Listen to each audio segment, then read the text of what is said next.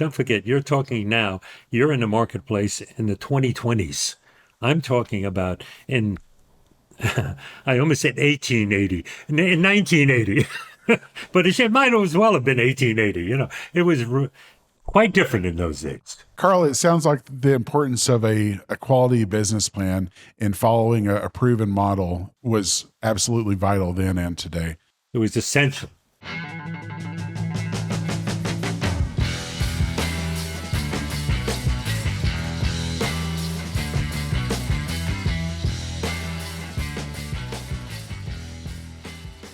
What first ignited your interest in entrepreneurship and business and later on in investing? Well, I was born and raised in Brooklyn, and most of the people around me were blue-collar workers, hardworking people. Very few people had their own businesses, some retail stores, of course. And I could see really at an early age the difference between lifestyles of people who own their own businesses and people who worked for other people. And so I've had probably one or two jobs in my life. All the rest of the things that I've been in have been my businesses that I have. And I was in business for 60 years and many businesses, from little bitty shops, little bitty startups to great big Wall Street unicorns. I've had the whole gamut of it. So you're talking to somebody who has quite a broad experience. Fantastic. Let me ask you this then. What challenges did you face in putting together your initial capital to get started?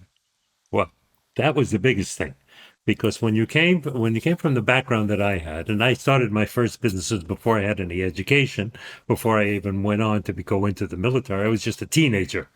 And so I needed to bootstrap things, which is friends and family type of asking, and generate enough revenue and cash right up front to sustain me. Otherwise, the businesses were going to flop. And they were small businesses. The first one that I had, believe it or not, was a wig business. I was selling human hair wigs. And I realized at a very young age, I was a teenage boy, and I was doing flipping burgers in a drive-in restaurant in the summertime. And all of the women around me were beginning to wear wigs. And I saw that it became something that I hadn't realized was a phenomenon at the time. So I asked where they were getting them, and they said, they were expensive. They went through a store. And I said, I don't know why, but I said, well, suppose you have a party at your house and invite people over. Would they buy the wigs from you in your house, and I'll give you a commission? And that's how it started. No and it kidding. ended up I was selling thousands and thousands of human hair wigs that I took in from Korea. That's And I was a great. teenager. Wow, I love that. So let me ask you this then.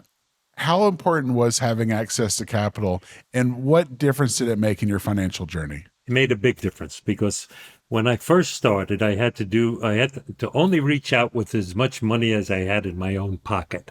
So I saw really quickly that if I was able to buy in larger quantities, I'd get much better pricing. And it came to a point where I was buying by the container load.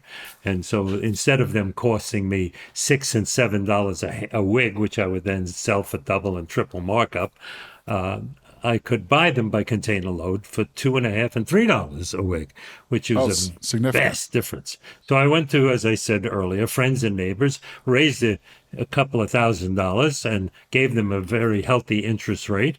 And it was, for me, the difference between being able to scale it to grow or to be just stuck in a mediocre level forevermore. But more likely for the kind of thing you're interested in.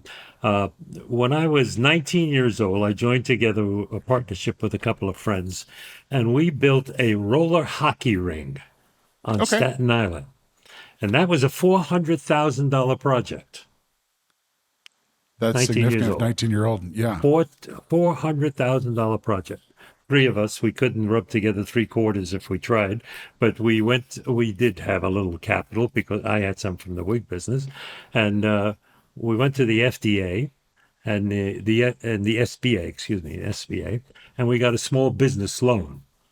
To get that small business loan, we had to fill out documents, pledge our firstborn child, everything you can imagine to be considered even for a loan of that kind. And it's only because one of my partners, who was at the time 28 years old and had been working for the New York Police Department for 7 years. It's only because of his history that they granted us this loan, Huh. which we paid back in a year and a half. But Golly. Wow. yeah, I bet that's its own story. it's a marvelous story. Well, let me ask you this. What resources really benefited you or tools that you used to get when you were first getting started back in those days? What contributed to your success really? Well, I had always had a drive for success. I've always wanted to and had ambitions to and aspired to live the American dream the way I saw it as a child on television, not the way it lived out around me in the streets of Brooklyn. I always wanted to have a better life, a bigger life. And so later on in life, I got my MBA, and I was into a number of other businesses, of course, in between those tractions. And the things that benefited me was having the ability, that first of all, the knowledge that I had to have a sound business plan. It had to be a documented business plan. I had to identify what my costs were, what my projected expenses would be, what my anticipated returns would be, what my labor force would be, and all of those things were essential for me when I went on in life to grow bigger businesses, to raise more money. There was one time that I was in a company that turned out rather well, and we had to raise $40 million in order to. It was a software program that developed online networking and online platform for the mortgage industry, and that company grew to become a behemoth, and we had 43% of all the national business through our system. And That's we had incredible. included into it under that umbrella, credit unions, moving companies, title companies,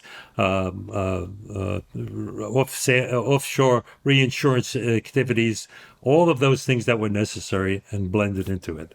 And it grew to be one of the largest companies on the New York Stock Exchange. And as a matter of fact, after it was sold, after we were retired and sold from it, it became a property of the New York Stock Exchange. It's now called ICE on the New York Stock Exchange. No kidding. Yeah.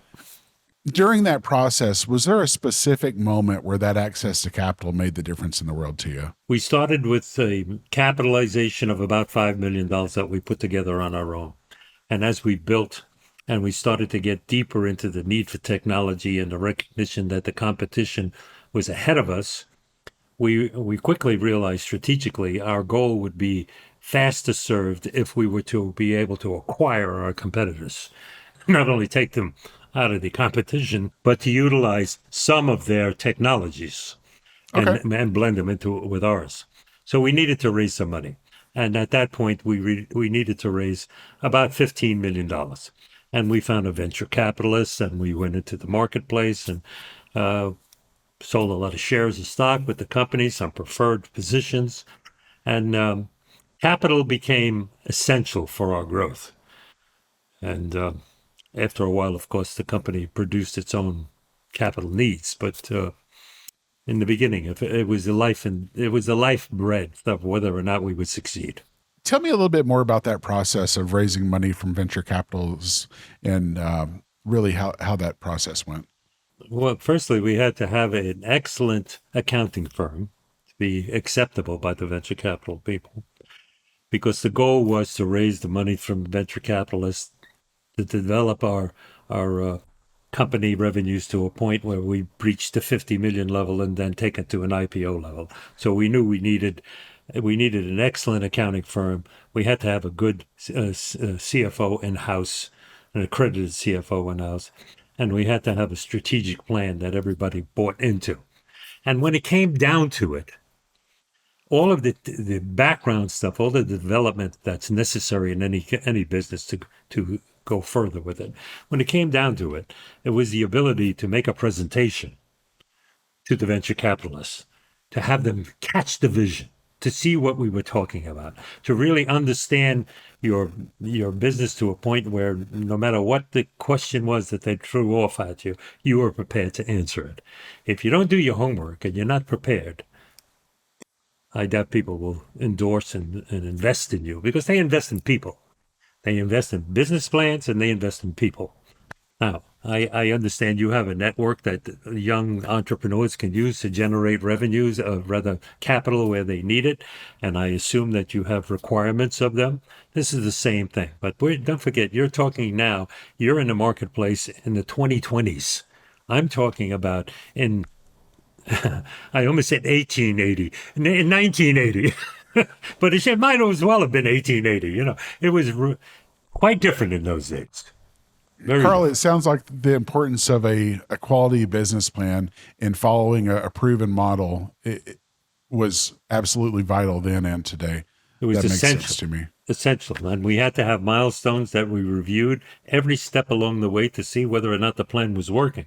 And if the plan wasn't working, why wasn't it working? And if there was an opportunity to tweak it and make it better because of something else out there, if we Yep. couldn't develop it ourselves, we would buy it. We'd go back to the market, we'd raise more money, and we'd buy it. And it grew to be, as I said, a magnificent. Well, that's my last company. I had a company in between those that I started in 1980 in the storefront in Florida, South Florida, a storefront that was prior to that a sub shop. And so here we were starting a business for the real estate industry in a sub shop. Well, we weren't realtors. We were providing services to the realtor. And every Okay. time you Okay. walk in the store, you couldn't help but smell the onion that was still in the rafters of the store. Nice. Nice. But that business took off pretty well. And we provided services to the real estate industry, home warranties. I invented an insurance product that nobody else had at that time. It was called errors and omission insurance, and it was transactionally funded. I'm the guy that invented the transactional approach to errors and omission. And so as a Golly. result of that, our company grew at an enormous speed. And in 1985, in 1986, Inc. magazine named us the 12th fastest growing independent company in America. It's And incredible. so it was quite, we had, again, it was a massive growth in the real estate industry. We had 29,000 member firms and just under 300,000 realtors in those member firms. And one out of every three homes sold in the United States was sold through our system. Wow. Carl, when you're going through that kind of growth, what financial metrics did you have to keep an eye on, or how did you know you're going in the right direction but still able to sustain the The growth? money markets, the cash flow, the reserves, the ROI had to be there. It had to work within the model properly. You start to grow in that way, and you start to believe in your own. I'm going to try how do you say it easily and nicely now for your guests? Your own mouthwash, but you start believing your own junk. And so you get lazy and you start spending more than you can, paying too much for people to acquire them or going into facilities that maybe are 2 or 3 years ahead of you and you're not ready to be in it yet. You got to guard yourself against those things. You have to make sure that your numbers are correct. You have to make sure that your model is working correctly. Because what looks like in aviation, they tell you, well, if you're only a half a degree off, you're going to land in Cincinnati instead of New York. That's the difference as it goes further out. Right. So it's important Yeah. to maintain your model. It's important to have milestones and to embrace them every step of the way. The cash flow needs are essential.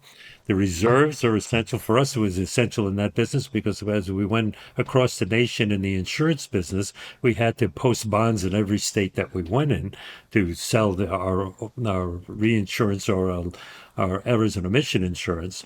And then when we took that company public on the New York Stock Exchange in 1986, and then in 1990 we took a subsidiary of it public in the London market and created a new London home guarantee with the London Gas Company as our partner there, and that was a whole new set of needs. That's when we went to I became a member of Lloyd's of London, and we had a small syndicate that provided the funding that we needed for that in England because the English banks on the high street, Lloyd's on the high street, couldn't understand the philosophy of what we were trying to do. They had no imagination of what this would mean. But the London syndicate recognized that if it was successful in America with the television explosion going on in England, sooner or later it would be successful in Europe. And so it was. It sounds like access to cash is just critical, especially in that growth phase. When you're deploying the cash that you've raised, especially, you're talking about acquisitions and what are you looking for to ensure a good fit and really to ensure that you're deploying those funds not just appropriately, but efficiently and strategically? Well, first of all, you used a good word. You said fit. Does the acquisition fit into your plan? Does it fit appropriately to add to your plan rather than just being a vanity purchase for the press? No. Does it fit in your plan? Do the teams fit? Inevitably, some of the team in the acquisition side and some in your existing side may have to be pruned away because there's a redundancy that you just can't sustain. If you have a proper growth, you can contain and sustain redundancy to some level in staffing personnel because you're growing into it rapidly and you can keep people. If you can't, then you have to do what you have to do for proper use of your funds and sustaining your company successfully. So that adds a whole different flavor of expense because then you have to be fair with the people you're letting go and give them training and help to place them somewhere else. I've always believed that the greatest asset I've ever had in any of the companies I've ever grown have been my people. You take care of your people, and they'll take care of you. You, I can't tell you how many times I would go back to the office for something that was bugging me at 9 or 10 o'clock at night, and staffs of people that were supposed to have left at 5:30 and 6 o'clock were still there working, not because Oh, someone wow. told them to, but because they were dedicated to their future. Every one of my key people from middle management up in all of my companies had a share in the future. They all had stock in the company. They all had options in the company. And the big company that we just sold, uh, even the right down to the mailroom people, everybody had options in the company. And we would have briefings once a quarter to tell them as our partners, they're our employees, but tell them as our partners how we're doing, what's going on. And we would do it honestly. If there was a stress and a bad situation because of a tax change that we had to make up cash on, if there was a downslide in the business industry because of a pandemic type issue that was going on in a region of the country, we tell them we've got to tighten up our belts and we got to get the expenses down. And we're not talking about cutting salaries yet, but if you can't do what we have to do, we may have to face that together. We're all partners.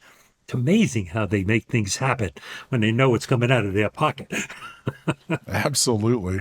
I love hearing that everybody's involved together and especially everyone. That's Yeah. fantastic. Carl, what advice would you give somebody starting out, just beginning their financial journey and looking to put together their first initial capital?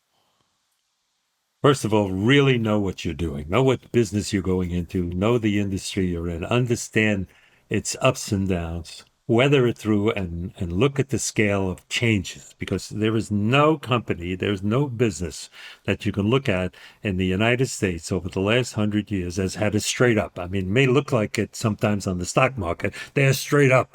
But when you step back and you look at it over a 20 or 30-year parallel scan, you see that every industry has its dips, its yaws, and you have to be able to take advantage of the growth and be prepared for the dips. So if you're starting a new business, understand your industry inside and out. Understand where the weak spots are. Understand where your cash needs will be. Your cash needs will vary and change. From the honeymoon suite in the beginning, when you're first starting up, you're going to look at it one way, and as you grow the company and expenses start to change and modify, cost of living goes up, inflation goes up, things change, you have to modify that plan. And you have to be able to live and work within that plan. But you also have to be able to foresee it early enough to prepare for it. Don't wait until it's hit you in the back. Be prepared in advance. Sometimes you need a line of credit or you need some extra cash put aside in reserve that you don't obviously need today. And people look at you and they say, "What are you doing with that money? It's just sitting there earning a modest amount of return when your growth pattern is 18%, 19%. Why are we only getting 3% on that amount of money?" Because in 6 months, when the market falls to crap, that money is going to be important and it's going to be needed. So you have to You have to be able to speak to your investors and the other people who are surrounding you also. Let them understand that. But I also have to say one thing. If you have the right plan and you're in the right industry and you believe you're the right person to fulfill it, never quit. Never, never, never, never quit. Because when you quit, you lose. Keep fighting at it. Readjust your numbers. That's why you have to look at your milestones along the way. Make sure you're on path, but never quit. I'm an old guy. What do I know? I'm 82 years old, and I was born during the war years, not the war years of Vietnam War, but World War II. And one of my heroes growing up was Winston Churchill. And why do I say that? Winston Churchill had a mantra that I live by. He went on the radio to the British people when they were being bombed by the Blitzkrieg every night, being destroyed by the German Luftwaffe. And he said, I have a 5-word secret for success. And if you follow this, we will surely prevail. Never, never, never, never, never quit.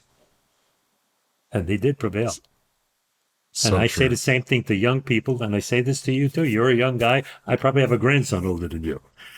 Never quit. If you believe in your business and you believe in your plan, stick to it. When things get tough, look at it and figure out how to modify it. If you need more money, go back to the well and get the money and explain why, and tell them what you need to do to fix it, and tell them what it's going to be like when you do fix it. But never quit.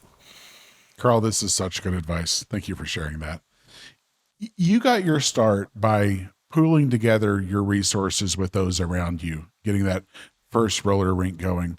Yeah. How important is community and the pooling of resources to achieving financial goals?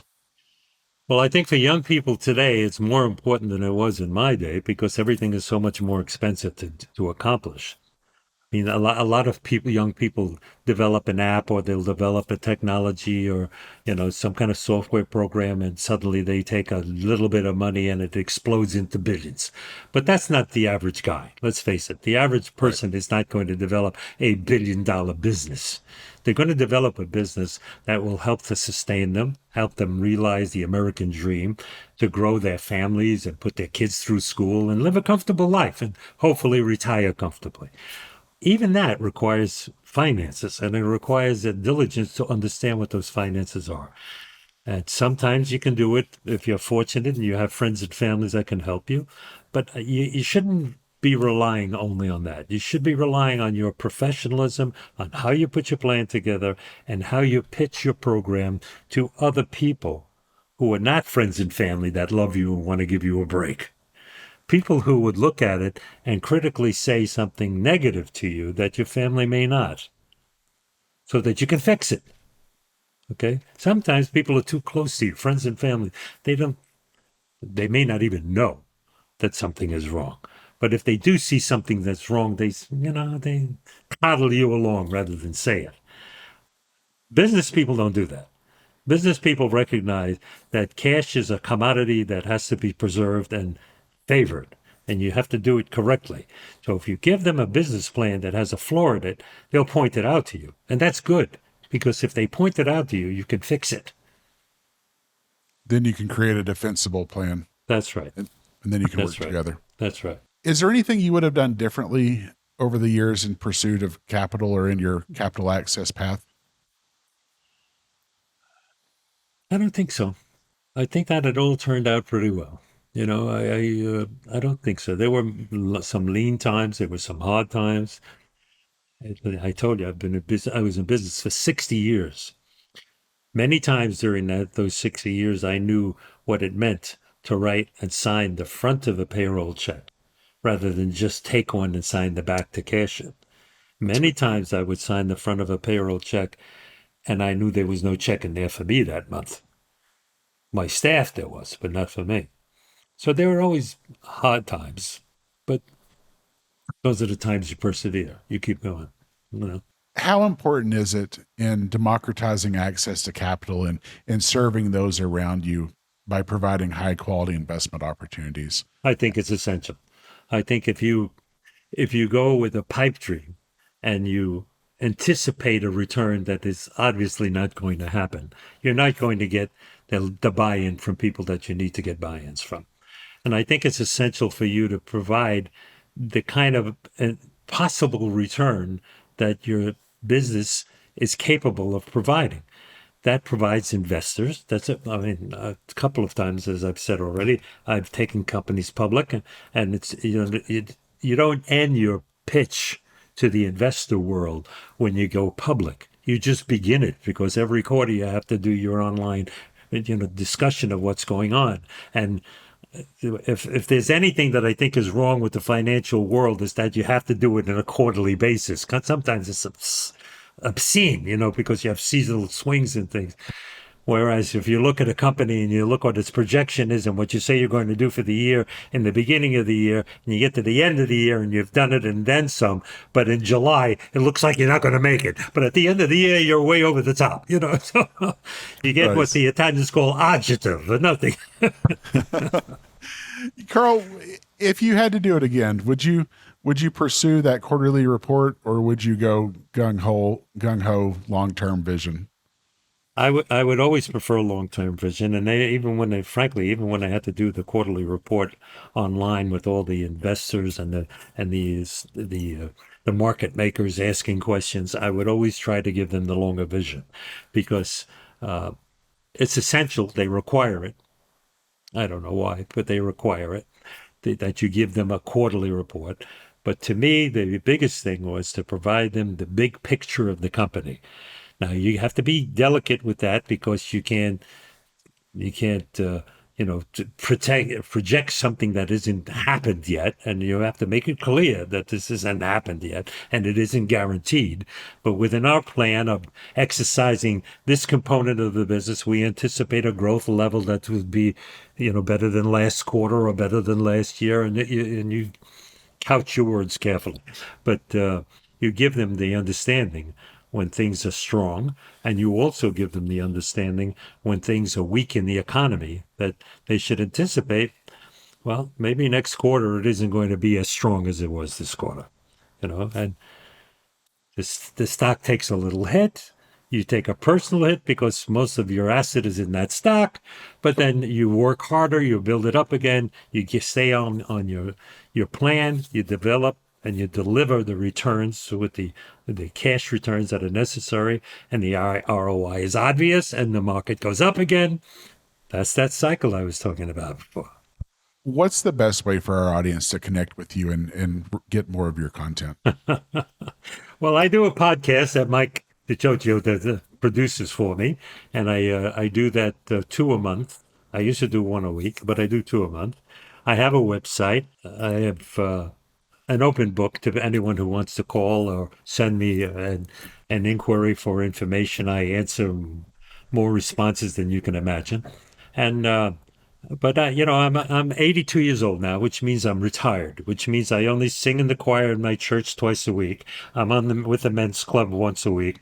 I do my podcast. By the way, I wrote a book. It was pretty good. It can be found on Amazon, and it's Tell me about about my the book. life. Take a moment. It's about my life. It's actually, the book is called For Every Page is Turning, and it basically follows my generation through the paradigm shifts of the latter end of the 20th century, from the innocence of World War II through the streets of New York, the street gangs of New York, going on to the military, the Vietnam years, the post traumatic stress issues of post years, growing the business, and going right into the new world that we are living in today.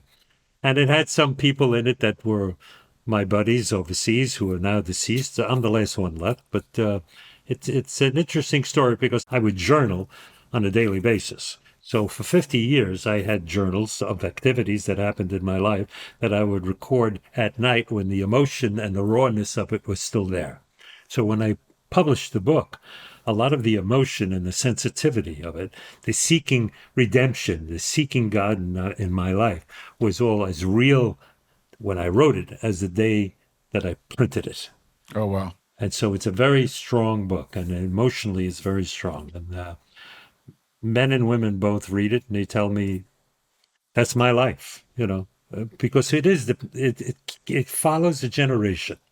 And anybody who lived through that generation, anybody of my generation can tell you what they were doing the day Kennedy was assassinated.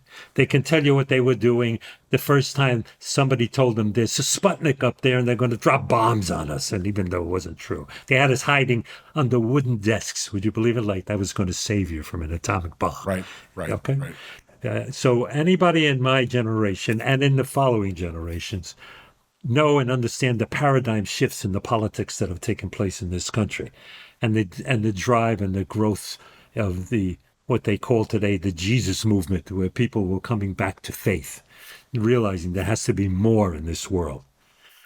And it's all in the book. And it's on Amazon, and it's been labeled a bestseller, and it's in its third printing.